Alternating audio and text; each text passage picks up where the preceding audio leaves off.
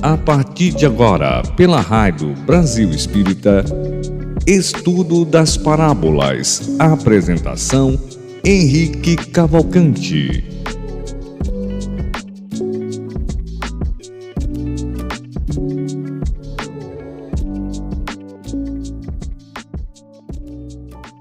Henrique Cavalcante.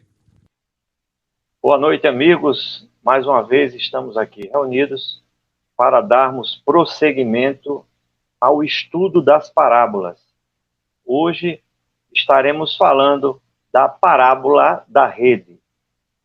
Então iniciaremos com o texto do Evangelho, que está lá no livro de Mateus, no capítulo 13, versos 47 ao 50.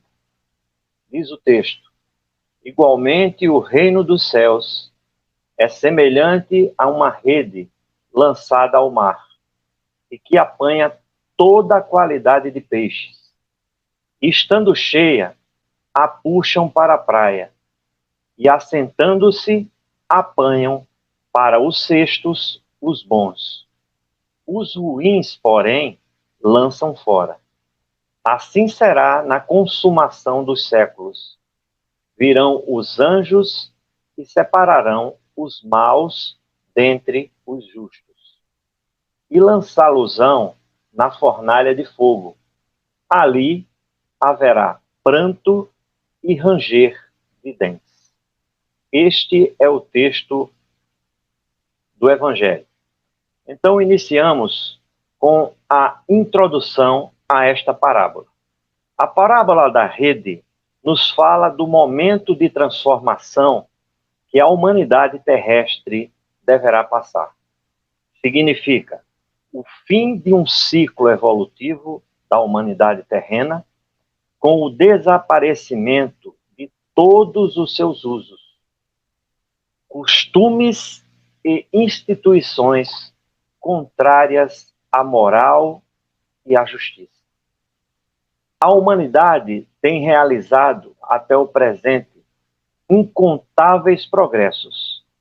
Os homens, com a sua inteligência, chegaram a resultados que jamais haviam alcançado, sob o ponto de vista das ciências, das artes e do bem-estar material. Resta-lhes ainda um imenso progresso a realizar: o de fazerem entre si que reinem a caridade, a fraternidade, a solidariedade, que lhes assegurem o bem-estar moral. Não poderia consegui-lo nem com as suas crenças, nem com as suas instituições, restos de outra idade, boas para certa época, suficientes para um estado transitório, mas que, havendo dado tudo o que comportavam, seriam hoje certamente um entrave. Já não é somente de desenvolver a inteligência. Homens necessitam mais de elevar o sentimento, e para isso faz necessário destruir tudo o que superexcite neles o egoísmo e o orgulho. Na questão 785 do Livro dos Espíritos, é perguntado aos espíritos qual o maior obstáculo ao progresso. E os espíritos respondem: o orgulho e o egoísmo. Dando referência ao progresso moral, pois o intelectual avança sempre, responde os espíritos. Localizamos nesse registro do evangelista 4 importantes símbolos que merecem ser analisados. O primeiro seria o significado do reino dos céus. O segundo, a rede, que recolhe tudo o que é útil e o que não é. A terceira, a posterior seleção quanto a qualidade do que fora recolhido. A quarta, o anúncio da transformação evolutiva da humanidade terrestre. Então, meus irmãos, nós iremos falar exatamente sobre isso. Serão 4 partes, esse texto é dividido em 4 partes, e nessas 4 partes iremos explicar ponto a ponto. A primeira parte diz aqui: igualmente, o reino dos céus é semelhante a uma rede lançada ao mar e que apanha toda a qualidade de peixe. A expressão reino dos céus tem 2 sentidos. O primeiro é o objetivo, que trata-se do mundo exterior, isto é, o universo no qual a Terra faz parte e onde habitamos. Reserva-se, então, a denominação reino dos céus para os lugares felizes do universo, que são os mundos regenerados, os felizes e os divinos. A segunda interpretação é a subjetiva, que trata da tranquilidade de consciência, a paz interior, a felicidade íntima, a suavidade no coração, a calma interna, a fé viva em Deus, tudo isso originado da perfeita compreensão das leis divinas e de completa submissão à vontade do Senhor. Na parábola, o reino dos céus é comparado a uma rede. É lógico que todos os que compartilham direta ou indiretamente a jornada de nossa vida devem merecer compreensão e serem vistos como irmãos. Devemos estar sempre atentos ao que cada pessoa tem a nos oferecer.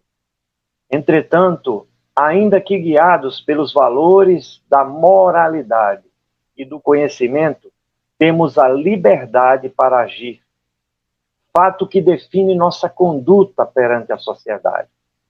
Correto é sempre seguir as diretrizes do bem, realizando escolhas acertadas, observando com atenção as pessoas e os acontecimentos, como nos orienta Emmanuel. No livro Encontro Marcado, no capítulo 16, no capítulo Deus e Nós, Emmanuel nos fala: observa em derredor de ti e reconhecerás onde, como e quando Deus te chama.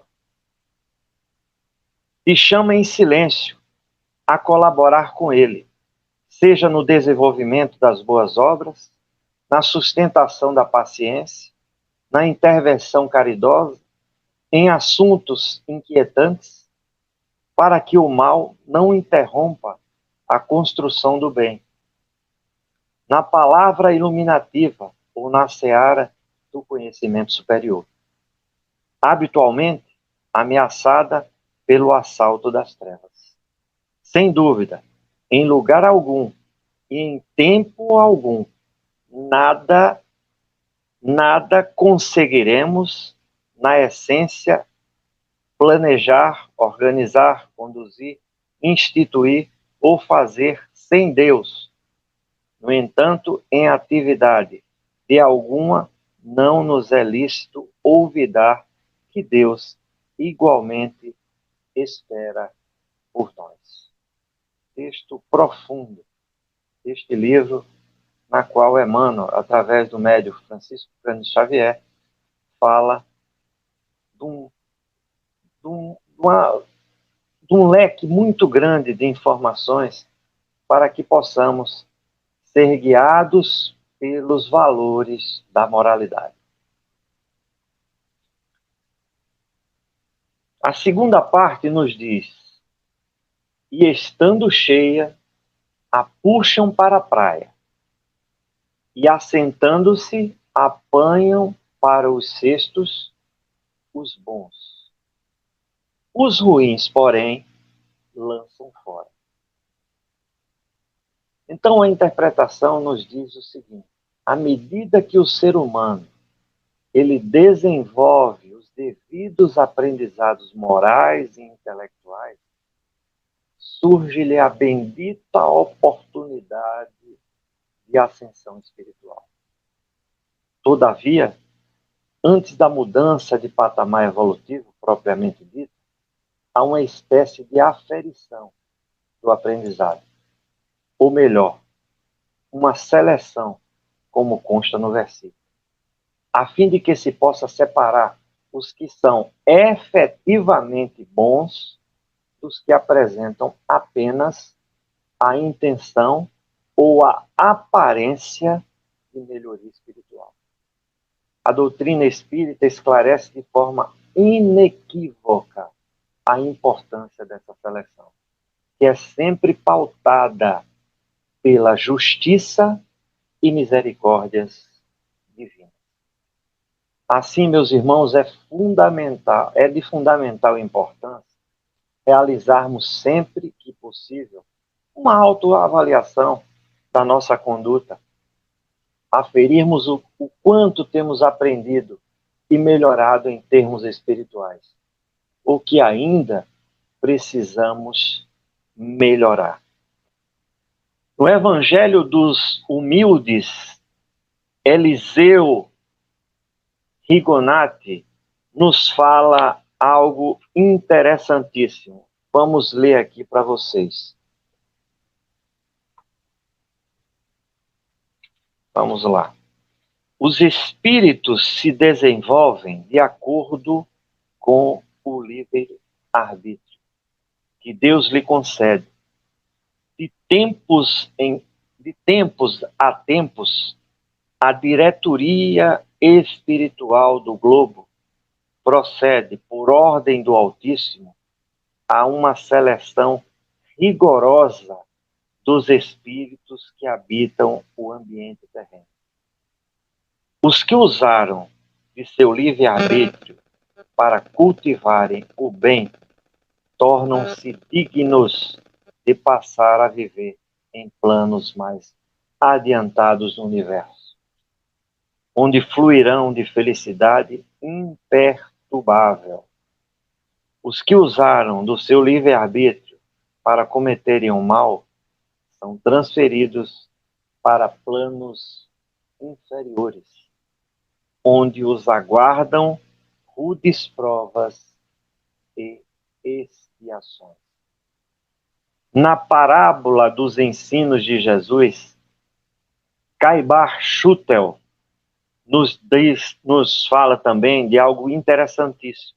Ele diz aqui, ó, a rede cheia de peixes de toda espécie representa a lei suprema, que ministrada a todos, sem exceção, sejam gregos, os gentios, vem trazendo ao tribunal de Cristo gente de toda a espécie, bons, medianos e maus, para serem julgados de acordo com as suas obras. Finalmente, a parábola da rede, ela é a chave com que Jesus quis fechar naqueles corações o ensino alegórico que lhes havia transmitido ensino bastante explicativo do reino dos céus, com todas as suas prerrogativas. Muito profundo.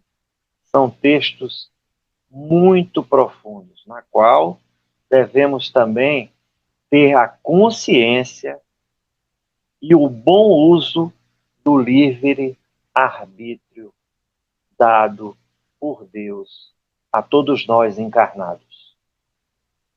Fazendo bom uso, fazendo boas escolhas, fazendo dessas boas escolhas ótimos caminhos. Na terceira parte diz o texto: assim será na consumação dos séculos. Virão anjos e separarão os maus dentre os justos. Então, meus irmãos, à primeira vista, este versículo sugere que estamos destinados a aguardar o momento da consumação ou julgamento final, sempre no sentido punitivo, mas a consumação dos séculos é um fato de natureza evolutiva. Significa apenas o fim de um período e o início de outro, marcados pelas inevitáveis transições. A Gênese, no capítulo 17, item 63, nos diz algo muito interessante. Tendo que reinar na terra o bem, necessário sejam dela excluídos os espíritos endurecidos, e que possam acarretar-lhe perturbações. Deus permitiu que eles aí permanecessem o tempo que precisavam para se melhorarem. Mas, chegando o momento em que, pelo progresso moral de seus habitantes, o globo terráqueo tende a ascender na hierarquia dos mundos, interdito será ele como morada a encarnados e desencarnados que não hajam aproveitado os ensinamentos que uns e outros se acham em condições de aí receber. Serão exilados para mundos inferiores, como foram outrora para a terra os da raça adâmica, vindo substituí-los espíritos melhores. Então, meus irmãos, Jesus, como governador do planeta, presidirá essa transformação, auxiliado pelos seus servos diretos, os espíritos puros, citados no texto como anjos na parábola, né?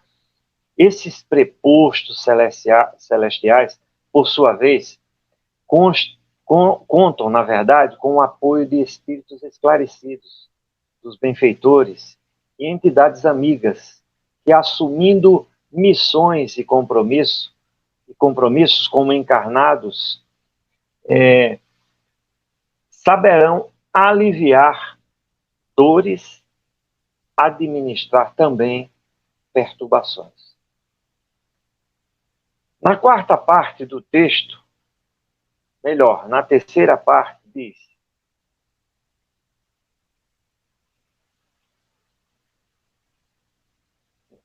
na quarta parte diz: e lançá-los-ão na fornalha de fogo. Ali haverá pranto e ranger de dentes. O pranto e o ranger de dentes são provações amargas que os espíritos endividados perante Deus e si mesmos deverão passar. O fogo depurador das reencarnações reparadoras, determinados pela lei de causa e efeito, lhes reajustarão a marcha evolutiva. No momento de transição por que passa o planeta, caracteriza-se uma aferição de valores morais e de impulsos progressivos da inteligência humana, marcado, sim, por prantos e ranger de dentes, necessários ao progresso de transformação da humanidade. No livro Vinha de Luz, no capítulo 142, no tema Tribulações, nos diz o texto: recordemos que a tribulação produz fortaleza e paciência. E, em verdade, ninguém encontra o tesouro da experiência no pântano da ociosidade. É necessário acordar com o dia, seguindo-lhe o curso brilhante de serviço. Nas oportunidades de trabalho que ele nos descortina, a existência terrestre é passagem para a luz eterna. Olha, meu irmão, que coisa maravilhosa. A existência terrestre é passagem para a luz eterna. É prosseguir com o Cristo e acompanhar-lhe as pegadas, evitando o desvio insidioso. São orientações profundas que os Espíritos nos fornecem. E nós, às vezes, temos interpretações equivocadas desse texto, no qual achamos que existe a parte punitiva. A parte punitiva é ao espírito, não ao corpo. Então, nós temos orientações encarnados de seguir um caminho de luz, um caminho de verdade, um caminho amparado pelo Cristo e pelos nossos irmãos de luz, os nossos benfeitores, o nosso anjo da guarda, para fazermos, conforme foi dito anteriormente, livres escolhas, mas sábias escolhas, para que possamos seguir e trilhar caminhos de paz, caminhos na qual elevaremos a nossa moral, para que sigamos a nossa jornada evolutiva no progresso, tirando totalmente do nosso coração, do nosso dia a dia, o orgulho e o egoísmo, na qual se diz claramente, na questão respondida pelos Espíritos, que são impedimentos grandes para que o nosso progresso não aconteça. Então, meus irmãos, nós temos também no livro Caminho, Verdade e Vida, o Espírito Emmanuel nos fala no capítulo 49, e ele diz lá no tema Saber e Fazer, algo muito interessante. Ele diz aqui: entre saber e fazer existe singular diferença. Quase todos sabem, poucos fazem. Todas as seitas religiosas, de modo geral, somente ensinam o que constitui o bem. Todas possuem serventuários, crentes e propagandistas. Mas os apóstolos de cada uma escasseiam cada vez mais. Há sempre vozes habilitadas a indicar os caminhos. É a palavra dos que sabem. Raras criaturas penetram valorosamente a vereda, muitas vezes em silêncio, abandonadas e incompreendidas. É o esforço supremo dos que fazem. Jesus compreendeu a indecisão dos filhos da terra e, transmitindo-lhes a palavra da verdade da vida, fez a exemplificação máxima através de sacrifícios culminantes. A existência de uma teoria elevada envolve a necessidade de experiência e trabalho. Se a ação edificante fosse desnecessária, a mais humilde tese do bem deixaria de existir por inútil. João assinalou a lição do mestre com sabedoria. Demonstra o versículo que somente os que concretizam os ensinamentos do Senhor podem ser bem-aventurados. Aí reside no campo do serviço cristão a diferença entre a cultura e a prática, entre saber e fazer. Que texto maravilhoso. Espírito Emmanuel, no livro Caminho, Verdade e Vida, fala algo, resume algo maravilhoso, onde o apóstolo João diz: se sabei estas coisas, bem-aventurados sois se as fizerdes. Então, o apóstolo João resumiu esse texto no livro Caminho, Verdade e Vida, pelo Espírito de Emmanuel, resumiu em palavras, onde ele diz: se sabei estas coisas, bem-aventurados sois se as fizerdes. Então, meu irmão, evangelho e vida espírita é prática, é fazer, é executar, é saber fazer.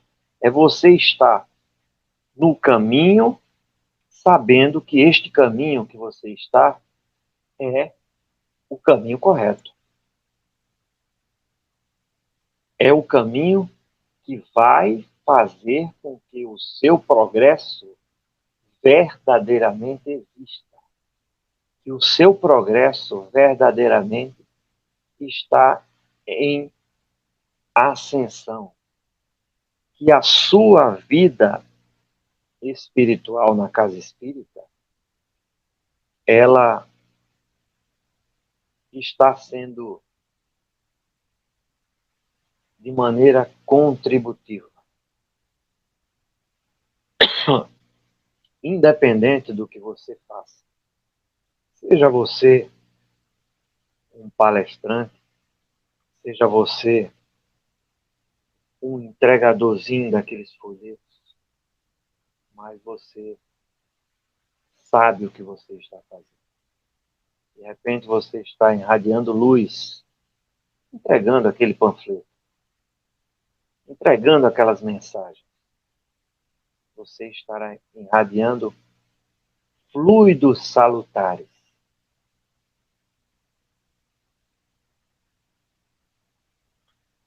Emmanuel também fala no livro Palavra de Vida Eterna. Ele nos diz, no tema melhorar para progredir.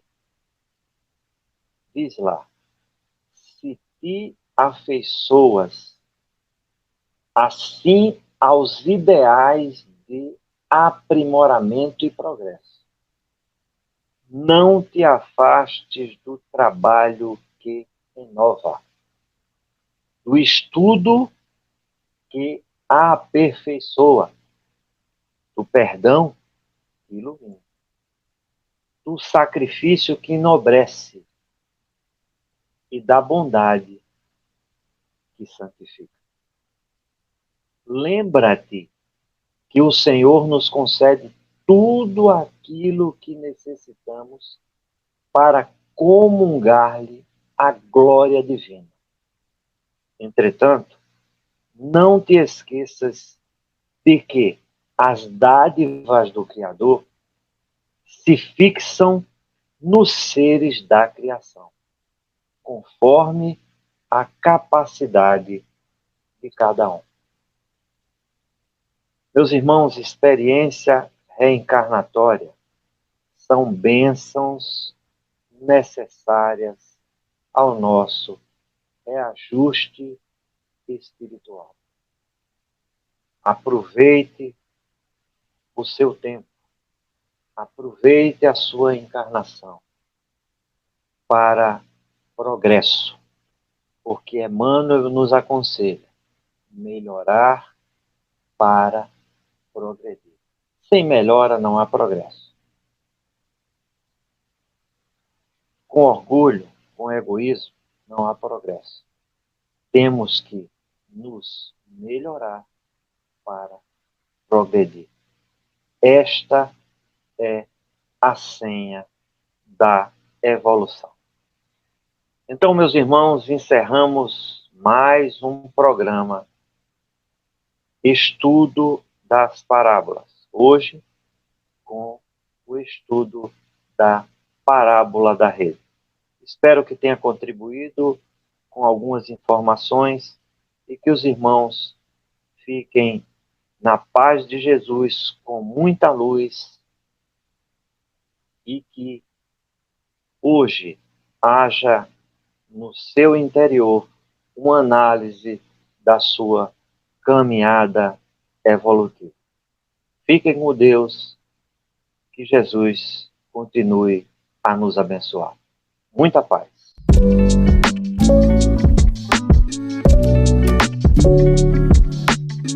Você acabou de escutar pela Rádio Brasil Espírita Estudo das Parábolas.